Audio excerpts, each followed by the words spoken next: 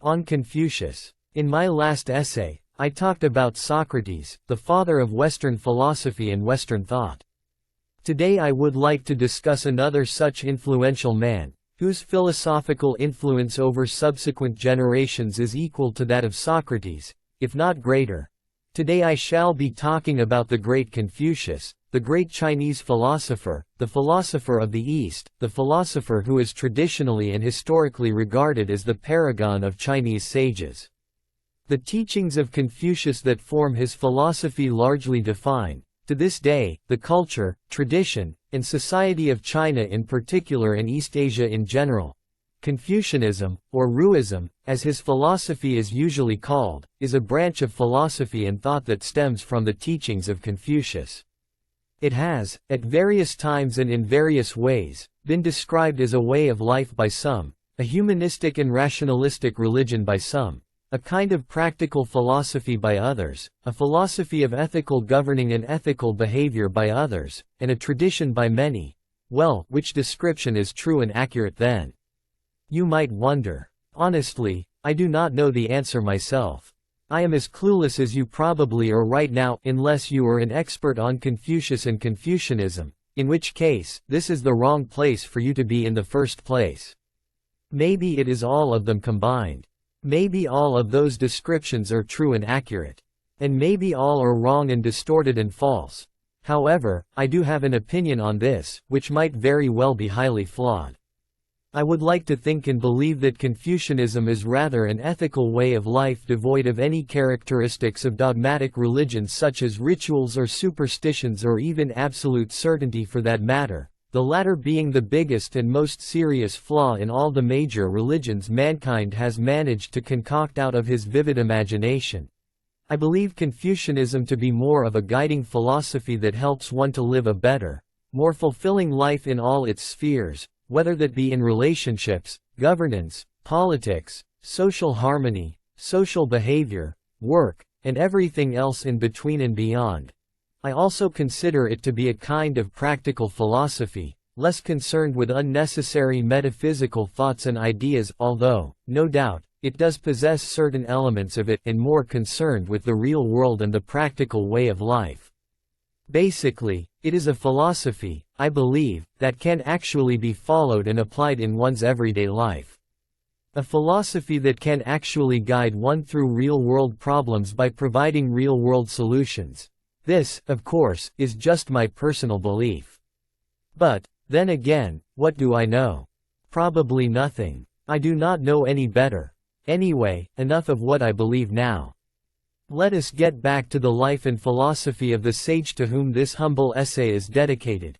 It is generally accepted that Confucius, whose famous name is actually the Latinized version of the Mandarin Chinese name Kong Fuzzy, meaning Master Kong, Kong being his clan name, was born on the 28th of September 551 BCE in Zhou, modern-day Shandong province. Confucius was born into a social class between the common people and the aristocrats and was said to have been educated at a local school for commoners, where he was taught the 6 arts that formed the basis of education in ancient Chinese culture. The 6 arts consisted of rites, mathematics, chariotry, archery, music, and calligraphy. Anyone who excelled in these 6 arts was believed to have reached a certain kind of state of perfection, thereby becoming a perfect gentleman. The 6 arts would become an important part of Confucian philosophy.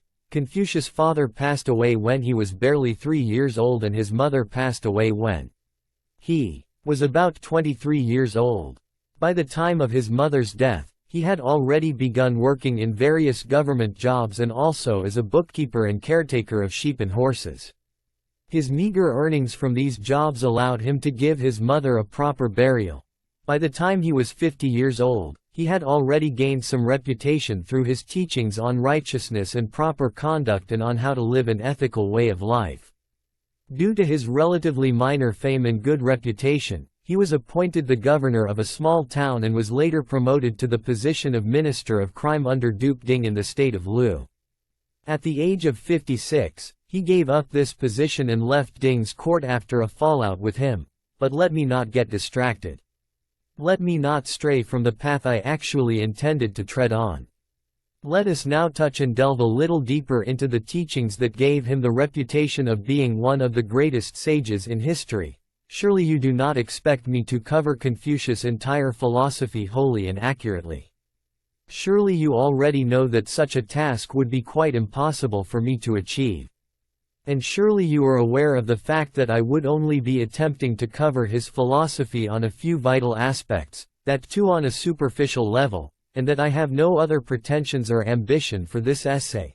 Now let us move on. Confucianism is often misunderstood to be a religion like any other religion, followed primarily by the Chinese. And maybe, one may admit, it probably has become a religion over the centuries, one ridden with superstitions and rituals. But many argue for the opposite as well, including me, stating that more than a religion it is a set of values and teachings which are secular and ethical, more like a practical guiding philosophy for everyday life. And although Confucianism does discuss the afterlife and heaven and the relationship between humanity and heaven and all that somewhat metaphysical stuff I do not necessarily understand, I would like to keep those aspects aside for this particular essay. Not because I despise or disagree with those aspects of it, but only because I am more curious and interested in the non-metaphysical stuff, teachings that can actually help and guide us in our current, real, earthly lives, and not in some vague afterlife in heaven or hell or wherever else one says we may end up at after we die. Let us first look at his views on ethics and morality, for these virtues are almost always the most important aspects of any philosophy. In the teachings of Confucius, one might notice that he often laid special emphasis on the attainment of skilled judgment rather than knowledge of rules. He focused on self-cultivation and self-improvement and spoke of the superiority and significance of personal exemplification over explicit rules of behavior. Confucius laid great importance on the cultivation of knowledge and sincerity in thought and action for the self. He believed that in order to commit a virtuous act toward another, one must necessarily have virtuous and sincere thoughts, which could only be achieved through the cultivation of knowledge.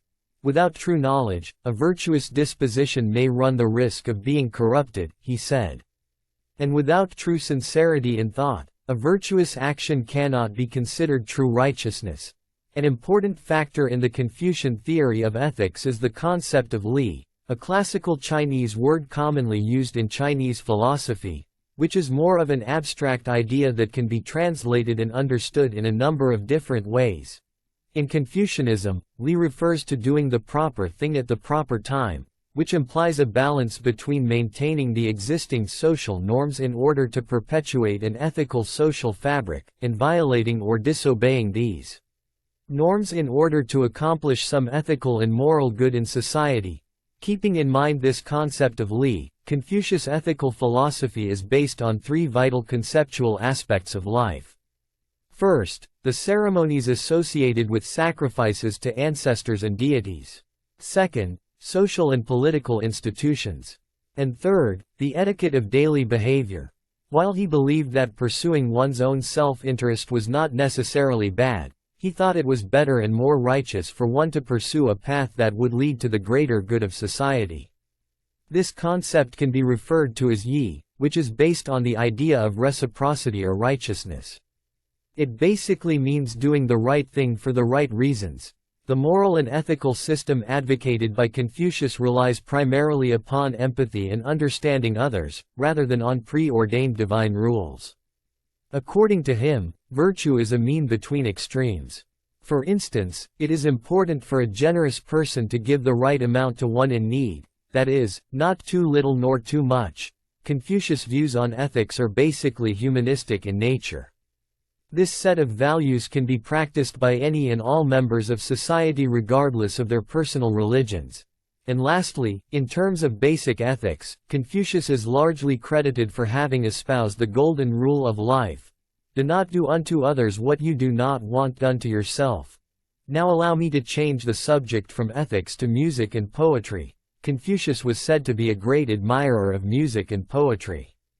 According to him, music was the harmonization of heaven and earth. He advocated the use of music with rituals and rites, believing that the application of music in rites creates an order that makes it possible for society to prosper. His admiration for the arts was so great that he even described to his disciples their importance in the development of society.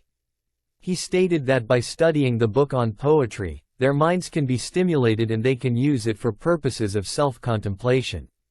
The book can also teach them the art of sociability, show them how to regulate feelings of resentment, and teach them the immediate duty of serving one's father and the remote one of serving one's prince.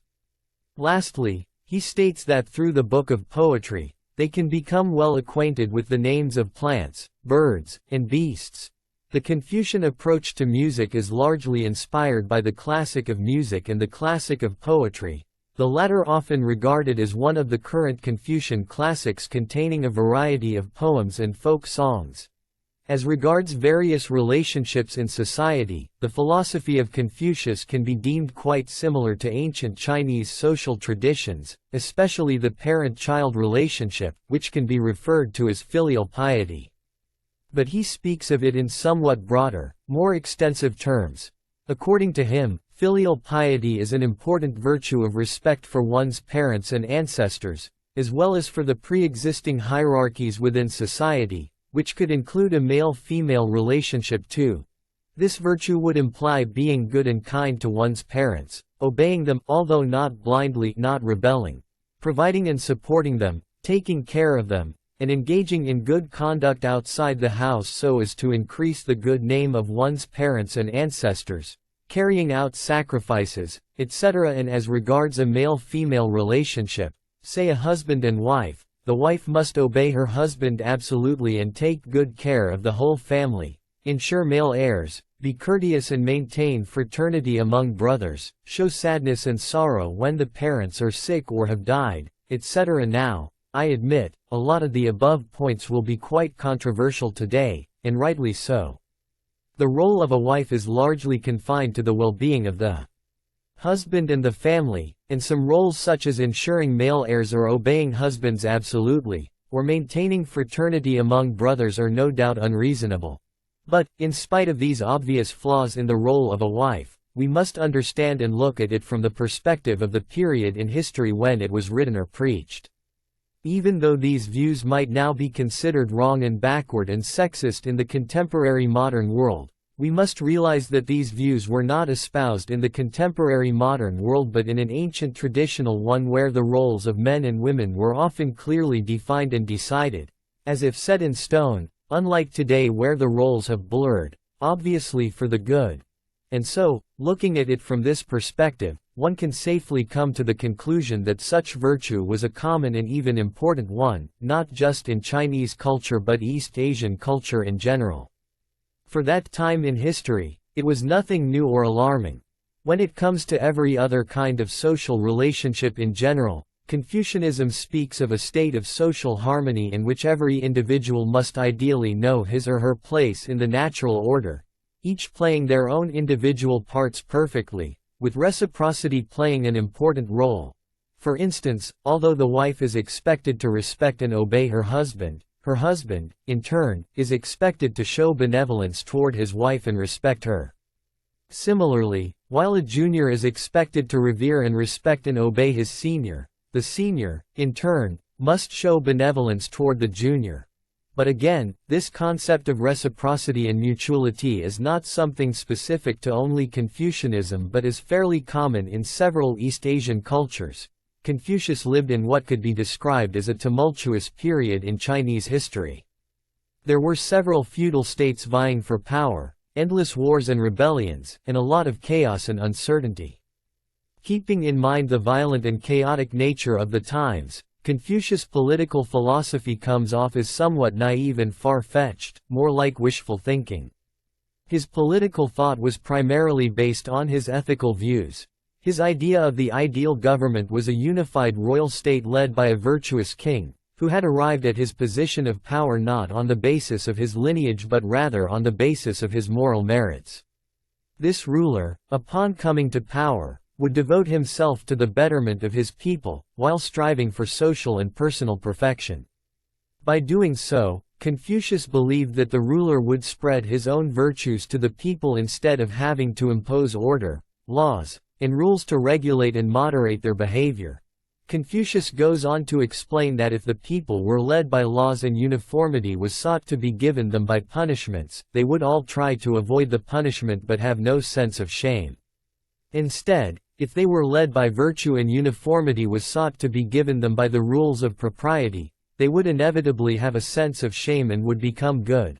I find it difficult to believe that Confucius actually thought such a scenario was entirely possible or attainable. Surely he knew, having grown up and lived through those chaotic times, that his political philosophy was not really feasible. It is my opinion that the great sage meant it more like an ideal that must be aspired to rather than actually being achieved. Even though I was really curious about his thoughts on the above discussed subjects, I find his views on any kind of social disorder and its causes to be the most interesting of them all. According to Confucius, very often the cause of any social disorder was the failure to perceive, understand, and deal with reality. He blamed this failure on the failure of the people to call things by their proper names. And his solution to the problem was as interesting and amusing as the problem itself. In order to solve this issue of not calling things by their proper names, he suggested rectifying those names. As simple as that. It was believed that ancient sage kings chose names that directly and truly corresponded with actualities and reality, but subsequent generations came along and messed them all up by confusing the terminology and by coining new nomenclature, eventually ending up in a situation where they could not distinguish right from wrong. Hence, according to Confucius, without proper rectification of names, there would be no social harmony and society would crumble. Now that, for sure, is quite a unique and interesting way of looking at any social disorder, although most of us may not agree with it today. Since his death in or around 479 BCE, when he was aged about 71 or 72, his teachings were turned into an elaborate set of practices and rules by his disciples. These disciples went on to organize his teachings into analects, a collection of his ideas, thoughts, sayings, etc., thereby continuing to spread his philosophy across subsequent generations. Over the centuries, Confucianism spread extensively across China, where its influence and prominence continued to grow. His philosophy, like every other philosophy that stands the test of time, has undergone several additions and deductions and has given birth to hundreds of other schools of philosophy. It took from as well as gave to other philosophies, and it continued to absorb and morph and evolve. The teachings of Confucius have continued to remain relevant in the modern world we live in today, and have even influenced cultures beyond China. Confucius is, without a doubt, one of the greatest and most influential philosophers and thinkers in human history.